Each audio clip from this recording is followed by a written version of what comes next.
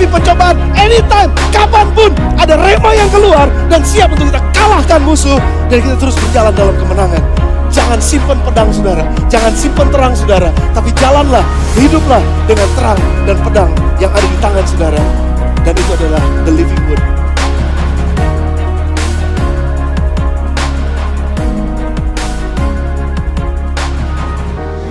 Shalom saudara, silakan duduk. Oh, berikan tepuk tangan buat tim youth yang melayani pada pagi hari ini sampai nanti sore gitu ya. Ya nih, saya tadi pagi udah ngeliat tuh foto gitu, tapi masih shock saya. Tuh dapat dari mana lagi tuh foto? Saya aja nggak punya tuh foto tuh. Tapi saya lagi ngikutin firman Tuhan, minggu lalu ganti ukuran. Jadi tema kita sepanjang bulan ini better place, tempat yang lebih baik. Gitu ya, dan tema kita pada minggu ini adalah keluar dari masa lalu gitu. Dan kita baca dua ayatnya, 1 Petrus 2 ayat yang ke-9, ini adalah ayat pokok sepanjang bulan ini gitu ya, yang menceritakan tempat yang lebih baik.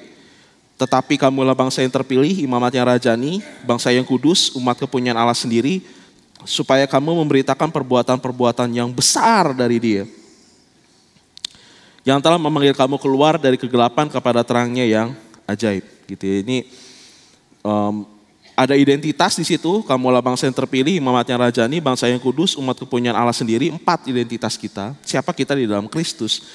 Tapi mengetahui siapa kita di dalam Kristus itu sebenarnya punya tujuan tertentu. Jadi gak cukup cuma tahu aja, oh iya saya imamat yang rajani, saya adalah bangsa yang terpilih, saya adalah bangsa yang kudus, saya umat kepunyaan Allah sendiri. Tapi sebenarnya 4 identitas itu ada untuk tujuan tertentu. Kata yang berikutnya adalah supaya. Gitu kan. Jadi gak stop sampai tahu 4 hal itu, tapi supaya punya tujuan. Kamu memberitakan perbuatan-perbuatan yang besar dari Dia. Ini tujuannya. Jadi tujuan kita adalah memberitakan perbuatan-perbuatan yang besar dari Dia. Gitu. Problemnya kalau andai kata kita gak pernah ngerasakan perbuatan yang besar dari Dia, apa yang mau diberitakan? Kan gitu ya. Terus yang telah memanggil kamu keluar dari kegelapan kepada terangnya yang ajaib. Yang telah memanggil kamu keluar, ini past tense berarti. Kita telah dipanggil keluar, ini kata-katanya juga unik nih. Kenapa kata-katanya dipanggil ya? Yang telah menyeret kamu keluar. Banyak kata-kata yang sebenarnya kita bisa ganti, tapi kata di sini adalah yang telah memanggil kamu keluar. Dari kegelapan kepada terangnya yang ajaib. Jadi ayat 1 Petrus 2 ayat ke-9 sebenarnya menceritakan kepada kita bahwa kita ini sebenarnya sudah pindah posisi. Sudah bergeser posisinya. Dulu kita dipanggil dari kegelapan kepada terang. Sekarang kita udah di dalam terang. Gitu. Ini jadi ada pergeseran, ada perpindahan posisi. Dan untuk menjelaskan perpindahan ini, saya pakai ayat yang lain nih. Yang menggambarkan lebih detail sebenarnya apa sih yang terjadi pada saat perpindahan ini. Efesus 4 ayat 23 sampai dengan ayat yang ke-24.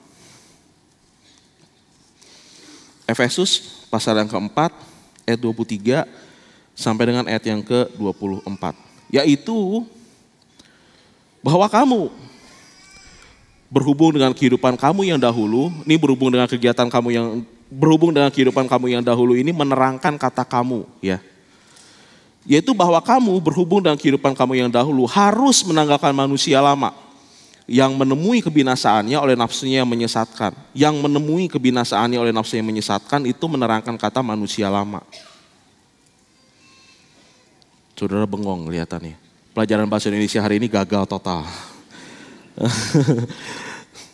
Jadi sebenarnya kalimat pokoknya di ayat yang ke-23 itu adalah yaitu bahwa kamu harus menanggalkan manusia lama. Itu sebenarnya kata yang pokoknya. Supaya kamu dibaharui dalam roh dan pikiranmu. Dan mengenakan manusia baru yang telah diciptakan menurut kehendak Allah di dalam kebenaran dan kekudusan yang sesungguhnya. Ada sesuatu yang terjadi itu ketika berpindah dari kegelapan kepada terang. Dan itu terangkan Efesus 4 ayat 3-4. Supaya simpel gitu ya, supaya saudara bisa ngebayangin, saya mau demo sebentar. manggil satu orang yang bisa minta tolong nggak? Nah, ini saudara ingat dulu kita pernah demo iblis dan Tuhan gitu ya. Dan ini agak sedikit satu lagi istri saya. Dia perkenalkan ini istri saya yang cantik. Bukan yang ini yang sono. Ini istri saya gitu ya. Nih kita mau main role play sedikit.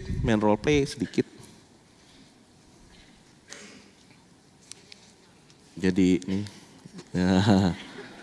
Jelaskan ya kenapa. Iya, enggak jangan dipakai, dipegang aja di kepala tapi.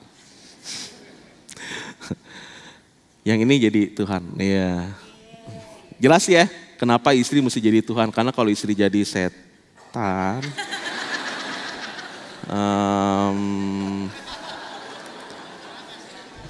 ya jatuh sayang. Gak usah diterusin deh ya. Sorry, Tuhan di sebelah sana, setan sebelah sini. Ini kita lagi role play. Dulu kan kita udah pernah ngomongin kan bahwa awalnya kita terikat dengan iblis, dengan setan, terbelenggu bahasanya. Jadi kita terbelenggu kemanapun dia pergi, ya saya ikut. Saya nggak berkuasa untuk melepaskan diri dari dia. Dan problemnya adalah semakin lama saya bersama-sama dengan dia, saya akan semakin menyerupai dia kan gitu. Karena kan saya ngelihat dia menguasai saya. Nah, Efesus 4 ayat 23-24 ngomong begini. Yang tadi 1 Petrus kan ngomongnya begini, kamu telah dipanggil keluar, berarti gini, ada perpindahan tuh terjadi. Tuhan melepaskan kita dari kegelapan kepada terang. Dia sekarang dekat sini. Iya. Kalau sama Tuhan mesti lebih mesra ya kan ya. Jadi sekarang hidupnya bergaul bersama-sama dengan Tuhan. Tapi ada yang unik loh. Di Efesus 4 ayat 23-24 ngomong gini. Yaitu bahwa kamu berhubung dengan kehidupan kamu yang dahulu harus menanggalkan manusia lama. Ada itunya tuh. Jadi taruhlah rompi ini manusia lama.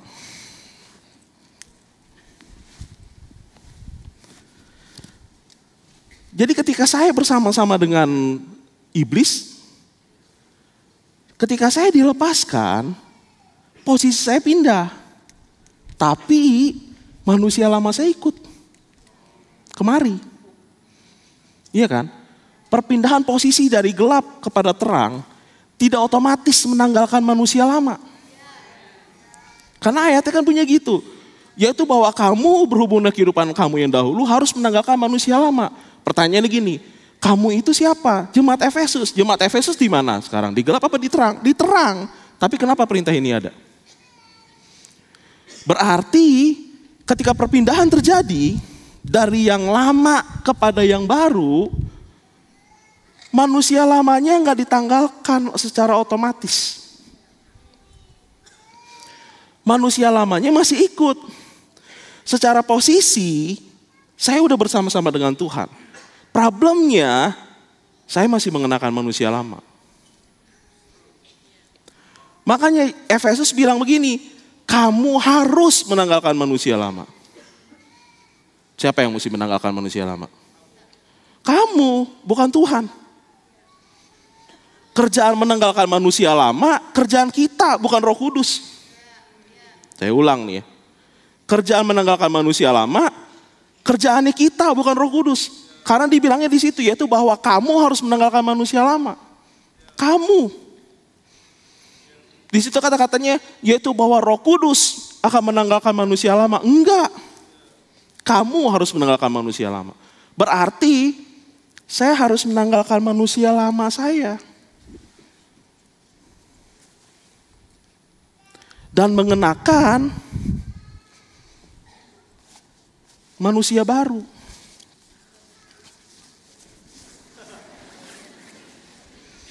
Iya kan kata-katanya gitu kan. Dan mengenakan manusia baru.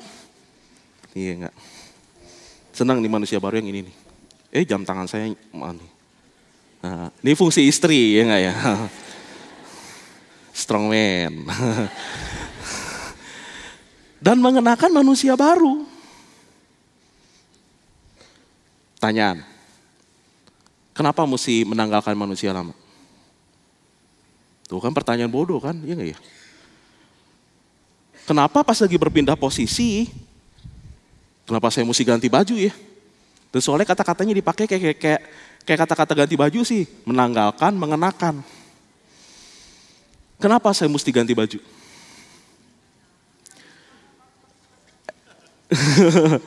Efesus 4 ngomongnya gini, supaya ada kata-kata di situ. Kamu harus menanggalkan manusia lama supaya kamu dibaharui dalam roh dan pikiranmu. Berarti gini, tanpa menanggalkan manusia lama, roh dan pikiran kita nggak bisa diperbaharui.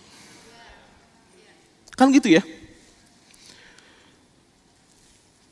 Kalau saya masih, anggaplah ini masih pakai baju yang tadi itu ya. Kalau saya masih pakai manusia lama saya di tempat yang baru, roh dan pikiran saya tidak diperbaharui. Kenapa itu mesti ditanggalkan? Tapi sekali lagi nih ya, bisa ini terjadi, bisa aja. Bisa aja. Tapi roh dan pikiran saya nggak diperbaharui. Problem. Ini jadi masalah nih. Kalau roh dan pikiran kita nggak diperbaharui. Yang pasti begini, yang lama nggak cocok dipakai di tempat yang baru. Nggak relevan dipakai di tempat yang baru. Kalau saya masih pakai baju yang dulu di sini, saya kenain untuk saya pakai di sini, nggak cocok, nggak relevan, nggak akan ada pembaharuan. Terima kasih. Berikan tepuk tangan belum sayang. Nih, tunggu dulu sayangku. Buru-buru amat. Nah. Saya percaya gini, memang konteksnya Efesus 4 tadi, konteksnya itu soal manusia lama dan manusia baru. Tapi saya percaya bahwa prinsip ini juga berlaku dalam kehidupan kita sehari-hari. Dalam kehidupan kita akan mengalami banyak musim. Akan ada perubahan-perubahan terjadi dalam kehidupan kita. Kita ini berubah, bertambah tua, berubah dari pelajar, mahasiswa jadi kerja, lalu berubah juga dari status yang tadinya lajang, menikah dan sebagainya. Tapi tetap loh, prinsip yang tadi berlaku. Ini ambil contoh nih ya, sayangku tengah-tengah cinta. Biasa nih saudara saya manggilnya cinta sayangku. Dilarang ngiri. Nah ini, taruh lagi nih. Taruh yang ini nih pakaian lajang saya. Lajang. Dulu, waktu masih lajang, saya mah nyantai ya nggak ya. Main sama teman, gaul, bisa main jam 11 malam, sampai jam 12 malam, tiap hari keluyuran gitu kan. Pulang ke rumah, nyantai aja orang nggak di rumah sendiri, apalagi waktu itu sempat kos. Jadi di rumah sendirian gitu ya, mandi, siapa sih mau ngeliatin ya, bau juga kagak jadi masalah, siapa aja, paling kecoa doang sama tikus. Jadi cuci muka, tidur brok, lajang, nyantai, sampai ketemu makhluk cantik ini. Nah saya ketemu, lalu saya bilang, mau Kang kau menikah dengan saya? Yeah. Menikah nih ceritanya kita nih. Ini kudu ganti musim. Tadinya lajang, sekarang nikah. Tapi kebayang gak kalau andai kata pas lagi nikah, saya masih pakai pakaian lajang. Masih keluyuran tiap malam sama teman. Pulang aut-autan, di rumah mau sendiri terus oh iya waktu masih lajang saya tuh ada gamer memang. Saya udah mungkin pernah dengar saya cerita memang saya pernah ngerusakin satu komputer tuh. Gara-gara saya game, saya overclock suhunya. 3 hari 3 malam main kagak nih, jalan terus gamenya. Meleduk prosesornya. Jadi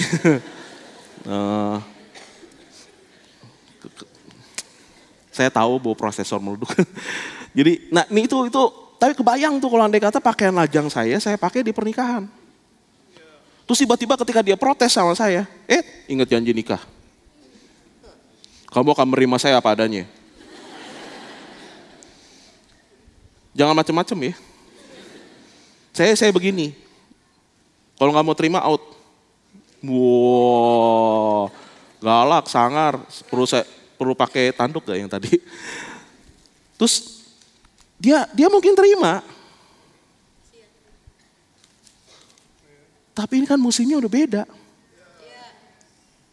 Terus punya anak.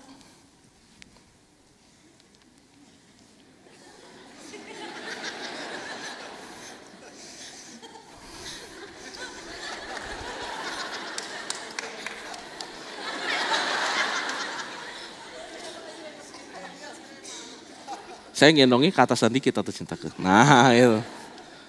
Tuh, punya anak. Ini kan musimnya udah beda lagi. Tuh saya masih pakai pakaian lajang. Suka-suka saya. Terus, kamu yang rawat deh. Ada janjian nih sama temen. Ntar kamu yang ini bisa lah sendiri kan ya. Gak jadi masalah lah. Pakaiannya pakaian lajang. Saudara tahu nih. Kalau saya melakukan itu. Kalau ketika berganti musim, saya masih pakai pakaian yang lama. Jujur nih. Saya lagi hidup di masa lalu. Karena pakaian ini cocoknya di masa lalu. Nggak relevan di masa kini. Ini bakal jadi problem. Thank you cintaku.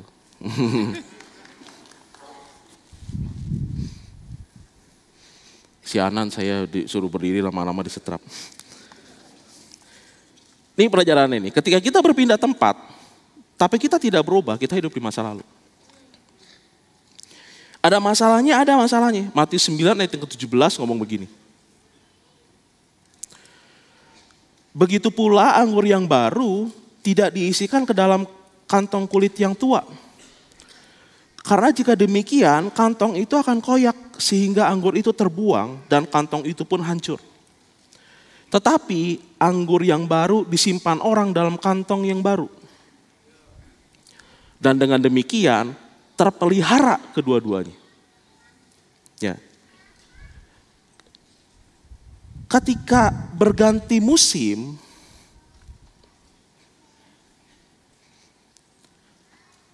tahu ini,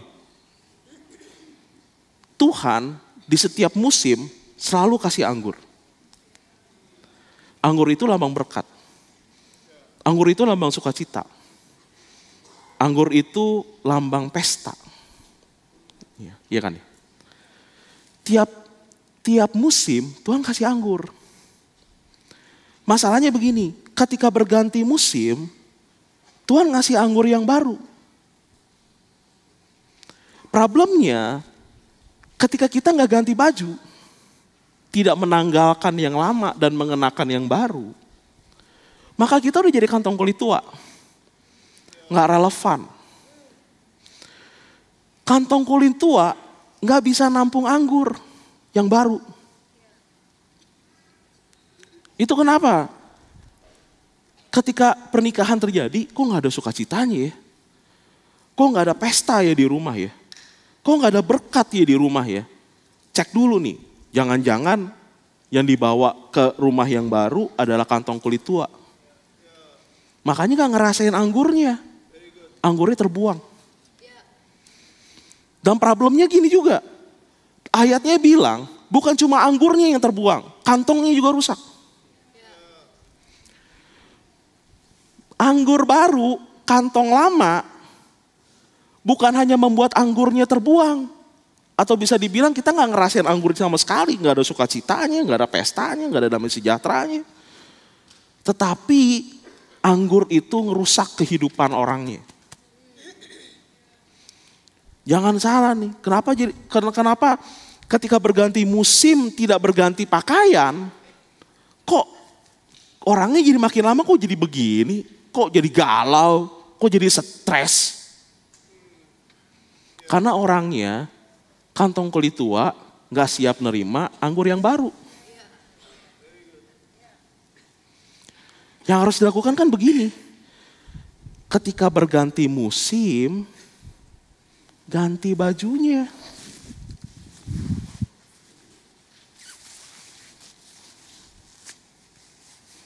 Saya pakai yang mana ya? Oh, kayak yang ini. Supaya kelihatan ganteng di foto. Ketika ganti musim, ya ganti baju.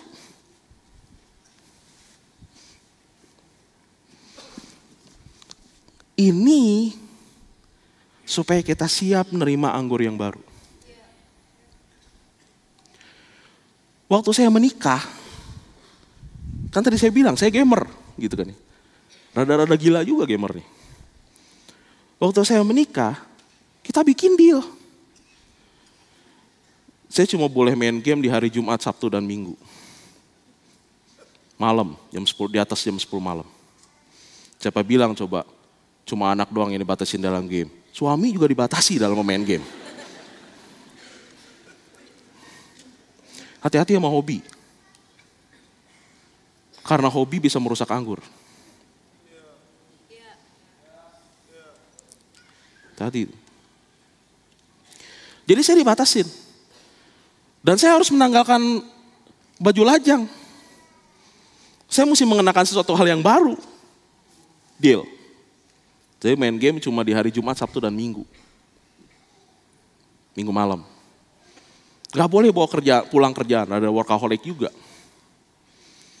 Saya dalam posisi terpaksa bawa kerjaan pulang ke rumah, boleh, tapi mengerjakannya tunggu dia tidur. Jadi saya mesti dengerin, dia dulu kerja, jadi pas lagi pulang, saya mesti dengerin dia cerita dulu, kita mesti ngobrol-ngobrol dulu. Kalau dia tidur, baru saya boleh ngerjain kerjaan saya. Itu dealnya kita, lagi di awal. Dulu, sekarang udah enggak, karena saya udah jadi pria yang baik hati, yang namanya. Nah, soalnya kantong kulitnya udah baru. Yeah.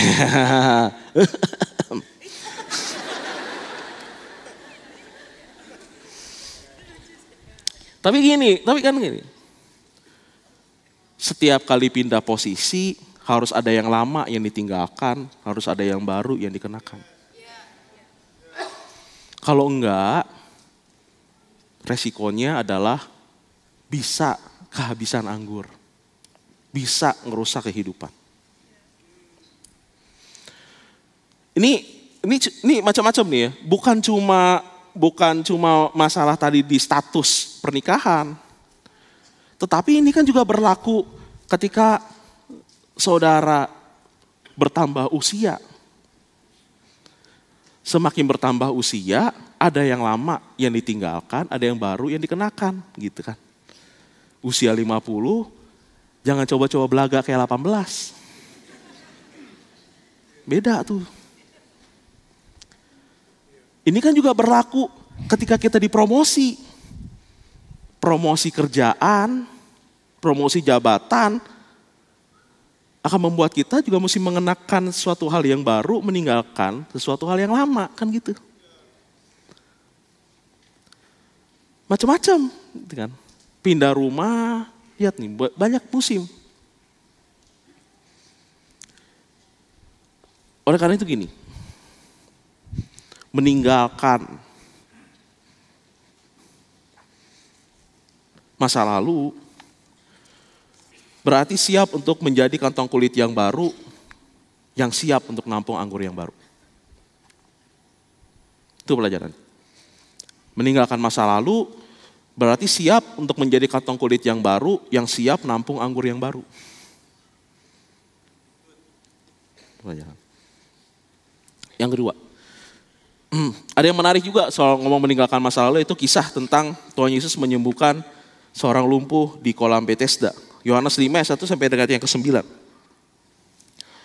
Sesudah itu ada hari raya orang Yahudi dan Yesus berangkat ke Yerusalem. Di Yerusalem, dekat pintu gerbang domba ada sebuah kolam yang dalam bahasa Ibrani disebut Bethesda. Ada 5 serambinya dan di serambi-serambi itu berbaring sejumlah besar orang sakit. Orang-orang buta, ini yang terjadi nih ya. Orang-orang buta, orang-orang timpang dan orang-orang lumpuh yang menantikan goncangan air kolam itu. Sebab sewaktu-waktu turun malaikat Tuhan ke kolam itu dan menggoncangkan air itu.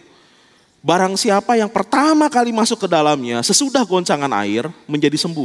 Apapun juga penyakitnya. Ini yang terjadi ya. Di situ ada seorang yang sudah 38 tahun lamanya sakit. Ketika Yesus melihat orang itu berbaring di situ dan karena ia tahu bahwa ia telah lama dalam keadaan itu, berkatalah Yesus kepada orang itu, "Maukah engkau sembuh?" Jawab orang sakit itu kepadanya, kepada Tuhan Yesus, "Tuhan, tidak ada orang yang menurunkan aku ke dalam kolam itu apabila airnya mulai goncang. Dan sementara aku menuju ke kolam itu, orang lain sudah turun mendahului aku." Kata Yesus kepadanya, "Bangunlah, angkat tilammu dan berjalanlah." Dan pada saat itu juga sembuhlah orang itu. Lalu ia mengangkat tilamnya dan berjalan. Ada satu yang aneh sebenarnya di dalam kisah itu. Saya pernah khotbahkan ini sebenarnya beberapa waktu yang lalu, tapi kita lebih dalam sedikit. Yang aneh itu adalah pertanyaan yang Tuhan Yesus tanyakan kepada orang lumpuh itu. Pertanyaannya adalah, "Maukah engkau sembuh?" Maka kalau andai kata pertanyaan maukah engkau sembuh, jawabannya adalah mau atau enggak mau, kan gitu sebenarnya jawabannya. Tetapi orang lumpuh ini enggak ngomong gitu. Orang lumpuh ini ngomongnya, "Mohon maaf Tuhan," kalau andai kata saya bahasain sehari-hari ya. "Mohon maaf Tuhan, masalahnya bukannya mau atau enggak mau. Tapi yang jadi permasalahan adalah enggak ada orang yang ngebantu saya supaya saya bisa lebih cepat nyemplung ke kolam itu." Itu permasalahannya. Ini jawaban orangnya. Tapi ini jawaban orangnya juga menimbulkan kita belajar petunjuk sebenarnya. Kenapa orang itu ngomong kayak begini? Kenapa dia ngomongnya model kayak gitu? Pertanyaan Tuhan ini kan padahal maukah engkau sembuh? Tuhan nggak nanyain metodenya, Tuhan nggak nanyain hambatannya. Tuhan cuma tanya mau nggak sembuh. Tapi orangnya bilangnya hambatan dia kenapa dia nggak sembuh. Tapi dari jawaban orangnya kita punya petunjuk. Orang itu cuma tahu satu hal. Kalau andai kata Tuhan mau nyembuhin orang secara supranatural, sembuhinnya mesti lewat kolam itu. Cuma itu doang yang dia tahu. Dia seakan-akan gak tahu cara lain. Cuma itu yang satu-satunya dia tahu. Karena dia ngomongnya begini. Dia gak mikir bahwa Tuhan bisa nyembuhin dengan cara yang lain. Kenapa kok dia kepikiran cuma kolam itu? Karena tiap hari dia ngeliatin tuh kolam. Ada orang yang nyemplung sembuh, ada orang nyemplung sembuh. Dia udah gak kepikiran cara lain. Tiap hari melakukan hal yang sama sebenarnya punya resiko tersendiri. Resikonya kita hidup di masa lalu. Nih saya jelasin nih kenapa begitu. Dan uniknya Tuhan gini, ketika orang itu ngomong, "Tuhan gak ada orang yang bantu saya." Uniknya Tuhan gak jawab begini, "Oh, gak ada orang yang bantu kamu. Ya udah, begini. Pada waktu air kolam itu goncang nanti, aku akan mengirim malaikatku kepadamu. Malaikatku akan mengangkat engkau dan membawa engkau ke kolam itu. Malaikatku juga menjaga supaya orang lain gak nyemplung duluan. Kamu duluan. Lalu kamu dicemplungin ke dalam tuh kolam dan kamu akan sembuh. Dan kamu akan melihat kemuliaanku." Oh haleluya. Gak ngomong kayak gitu. Tapi itu kan permasalahan yang dibilang orang itu kan. Yang tadi dibilang kan. Tuhan gak menanggapi omongan orangnya loh. Kata orang lumpuhnya, permasalahannya gak ada orang yang bantu.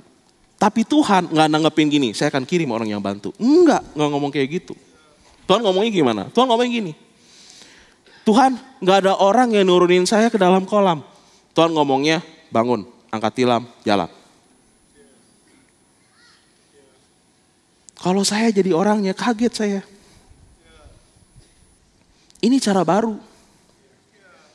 Saya gak pernah ngelihat model kayak begini. Yang ngomong orang asing lagi. Ini sorry nih ya, ini bukan berarti saya ngajarin saudara gak berhikmat setiap orang asing ngasih metode baru langsung saudara ikutin nih, bukan kayak gitu nih ya. Tapi intinya begini.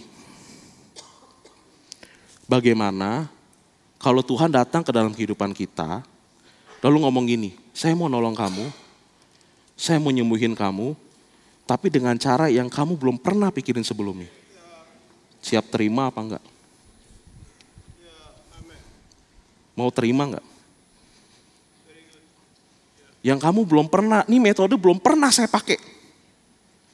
Dan ini belum pernah kamu tahu. Berani nggak? Itu langkah iman loh. Berani bangun nggak? Atau ngomongnya gini, seandainya orang lumpuh itu ngomongnya kayak begini. Kata Yesus kepadanya, bangunlah, kata tilammu dan berjalanlah. Si lumpuh ngomong gini, Tuhan itu aneh-aneh aja ya. Disuruh bangun, emang gak ngeliat nih kaki lumpuh?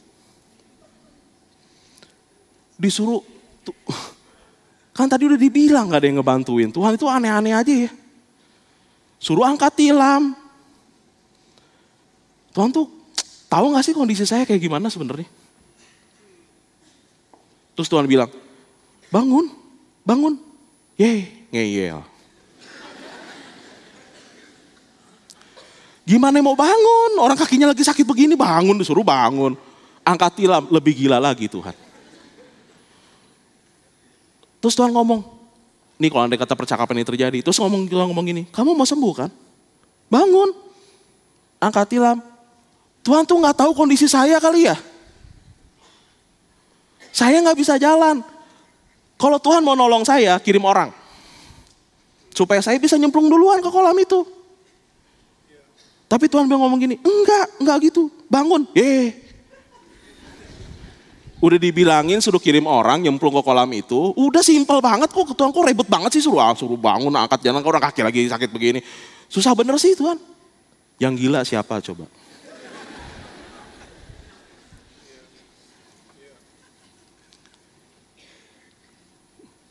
Nih dari permainan begini, kita tuh sering kali melakukan itu sama Tuhan. Kenapa? Karena kita udah terbiasa dengan apa yang kita lihat, apa yang kita pernah alamin. Kita tuh hidup di masa lalu. Problemnya ketika Tuhan mau melakukan sesuatu hal yang baru, berani gak keluar dari masa lalu? Tuhan mau bilang, saya mau bikin gebrakan baru loh buat kamu. Keluar.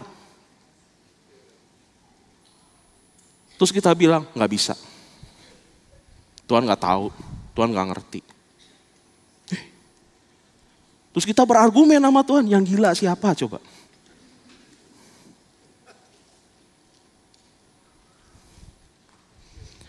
Kebiasaan, ini problemnya gini. Padahal tujuan Tuhan sama persis seperti apa yang Dia inginkan. Sama-sama kesembuhan pada akhirnya. Ini problemnya nih, seringkali cara itu begitu menguasai kehidupan kita sehingga kita lupa why-nya kenapa. Bahwa Tuhan itu sanggup menyembuhkan kita dengan berbagai macam cara. Lupa, karena kita cuma punya tahu satu cara. Jadi pola kebiasaan sering bisa menjebak kita di masa lalu. Nih, contoh, kepikiran ini gara-gara ini.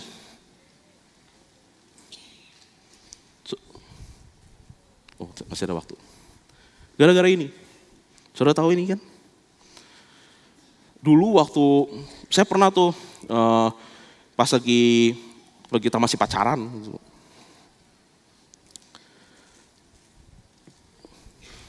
Ini nih, minuman. Saya tergoda, jujur aja saya tergoda untuk membalik ini. Ini di bawah. Saya ngaduk, isi saya langsung tahan. Bukan begitu. Yang benar ini yang kecil di bawah. Terus saya tanya, bukan begini?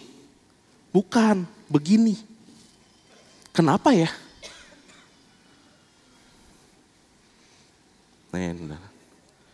Yang gede, yang kecil. Gitu kan ya?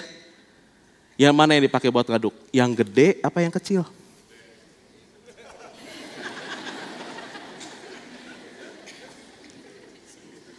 Oh, ada yang bilang yang gede. Yang gede apa yang kecil? Kecil. Begini kan ya? Ini kan ya? Jadi yang gede di atas, yang kecil di bawah. Betul kan?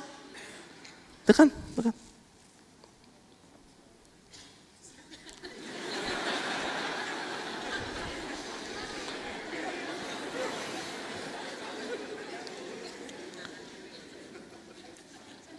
Ini yang gede. Ini yang kecil. Yang ngaduk yang gede apa yang kecil?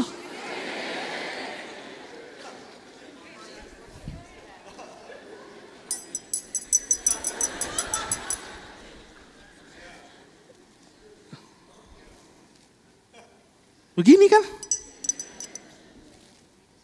Saya ulang lagi emang ini.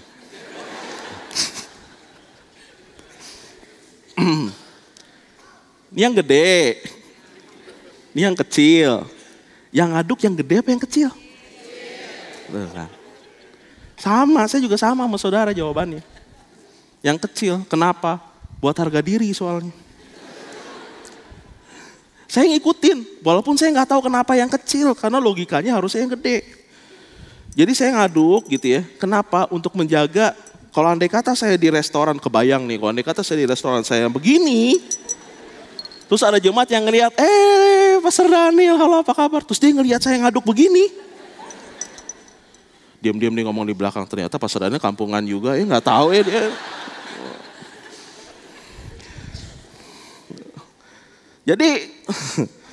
Jadi untuk menjaga kemaslahatan umat,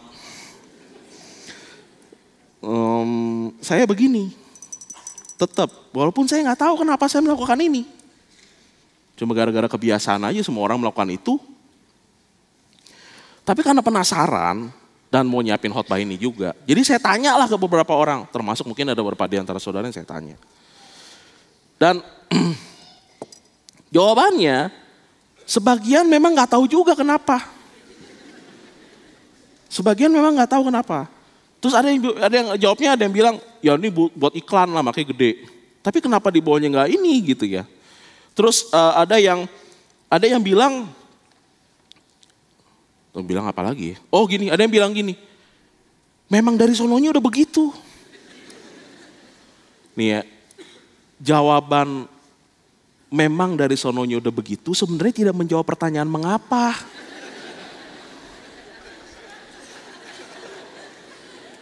Betul kan ya? Kalau ditanya mengapa, emang dari sononya begitu. Iya, itu kan sebenarnya gini, kalau saya sih nangkapnya ya, kalau memang dari sononya begitu itu berarti sama-sama nggak tahu. Sama-sama nggak tahu. Cuma supaya kelihatan lebih tahu daripada saya yang nggak tahu. Dia ngomongnya emang dari sononya begitu, lo on sih gitu maksudnya. Padahal kita sama-sama nggak tahu kenapa. Itu problemnya gitu. Dan akhirnya ya saya nyari-nyari tahu jawabannya. Dan mungkin saudara nanti bisa nambahin ya setelah ini. Ternyata awalnya ini muncul memang sebenarnya buat gelas champagne yang ujungnya kecil. Dan awalnya lagi muncul tahun 1800-an, awal juga nggak kayak begini modelnya. Dia kayak akar kayu. Dan ngaduknya juga bukan begitu caranya, beda modelnya. Jadi ini tujuan awalnya juga sebenarnya buat ngaduk gula awalnya. Tapi buat ngilangin gelembung di champagne. Champagne itu kayak ada semacam sodanya. Jadi kalau diaduk, sodanya hilang. Tujuannya simpel sih sebenarnya. Kenapa begitu? Karena kayak gini, kalau andai kata saudara banyak minum soda, saudara akan gitu. Saudara kebayang kan lagi di zaman kenegaraan minum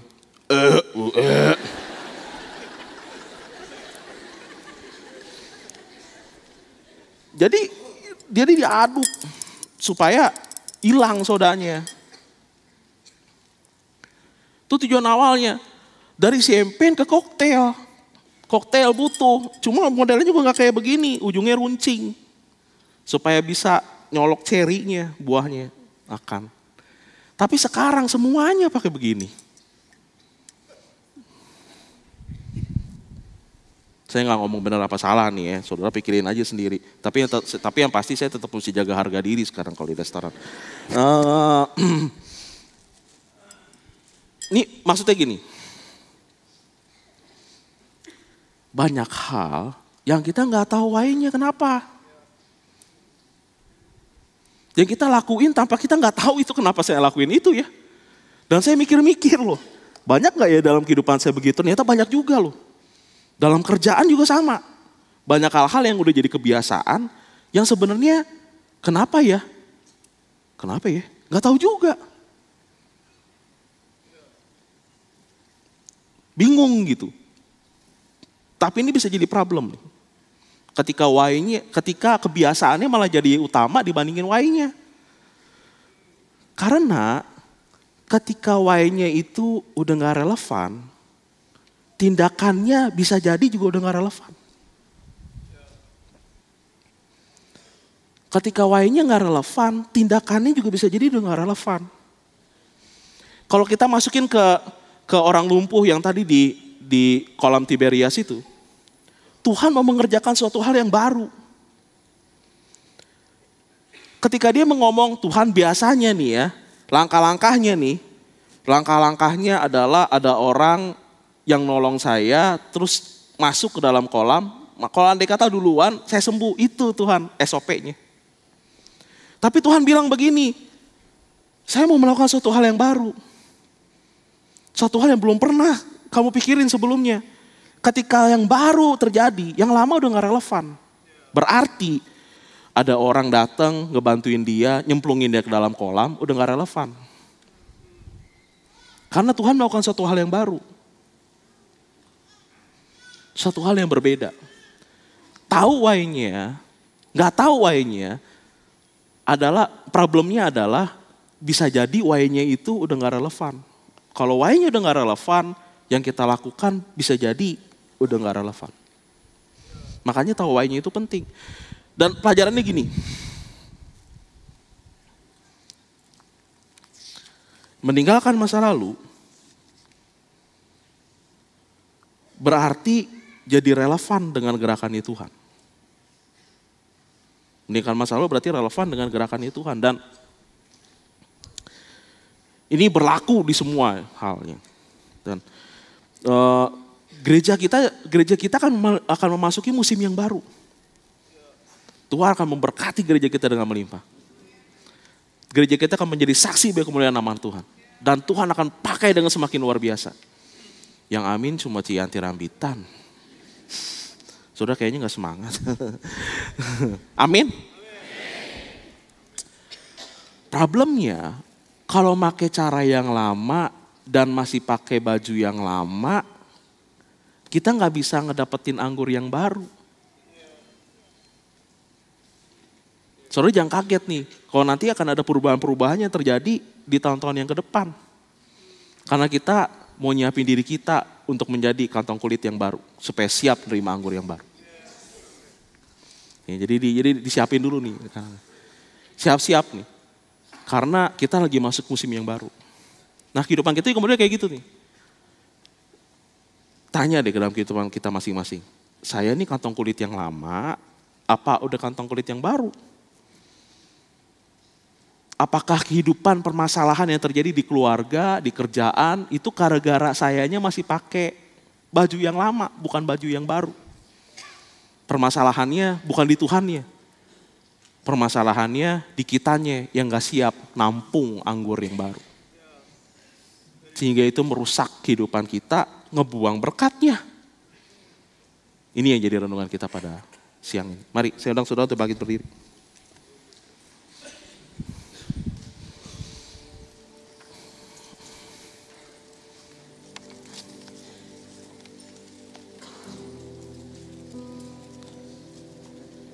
Mari tutup mata saudara dan mari kita melihat ke dalam kehidupan kita masing-masing. Ketika kita merenungkan firman Tuhan, jadikanlah ini menjadi koreksi bagi kehidupan kita. Apakah kita berada tepat di dalam jalannya Tuhan, seperti apa yang Tuhan mau. Dan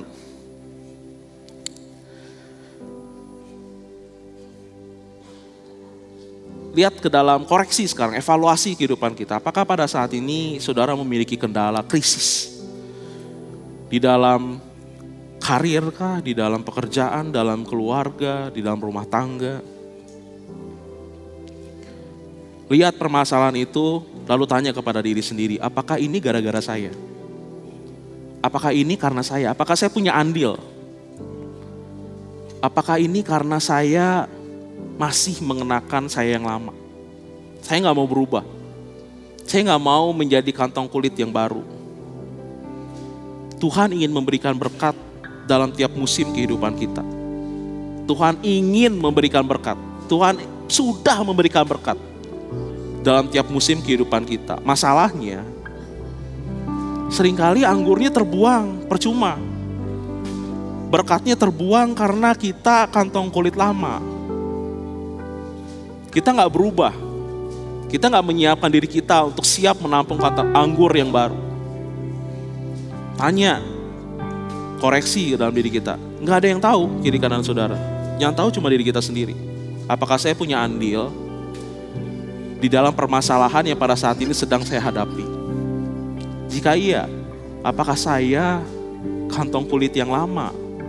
Apakah saya keras kepala? Apakah saya nggak mau merubah diri saya sendiri? Jikalau pada saat ini saudara merasa bahwa, dan Tuhan berbicara dalam kehidupan saudara bahwa saudara harus berubah, saudara harus menjadi kantong kulit yang baru, dan saudara ngerasa bahwa Tuhan ngerubah diri saya berat, saya butuh pertolongan Tuhan. Menanggalkan manusia lama itu berat. Saya butuh kekuatan Tuhan. Mengenakan manusia baru itu berat. Saya butuh Tuhan dalam kehidupan saya. Angkat tangan saudara. Datang kepada Tuhan. Datang kepada Tuhan. Angkat tangan saudara. Angkat tangan saudara. Bapak Surgawi, engkau melihat tangan-tangan yang terangkat. Bapak, kami bersyukur. Kami bersyukur Tuhan. Karena firman Tuhan mengingatkan pada pagi hari ini, kami ingin berubah. Kami tidak ingin menjadi bagian dari masalah. Kami ingin Tuhan. Kami ingin Kau memakai kehidupan kami. Engkau memakai kehidupan kami Tuhan, menjadi kantong kulit yang baru. Karena kami ingin siap menampung anggur baru dari Tuhan. Tapi Tuhan, mengenakan manusia baru itu sulit. Mengubah pola pikir kami sulit. Menanggalkan manusia lama itu sulit. Kami butuh Engkau. Kami butuh Tuhan. Kami butuh hadirat Tuhan. Kami butuh Engkau di dalam kehidupan kami. Peganglah tangan kami ya Allah. Berikanlah kepada kami kekuatan dari Tuhan. Kami rindu ya Allah melihat terobosan di dalam kehidupan kami. Karena kami tahu Kau menyediakan yang terbaik. Kau menyediakan anggur baru yang terbaik.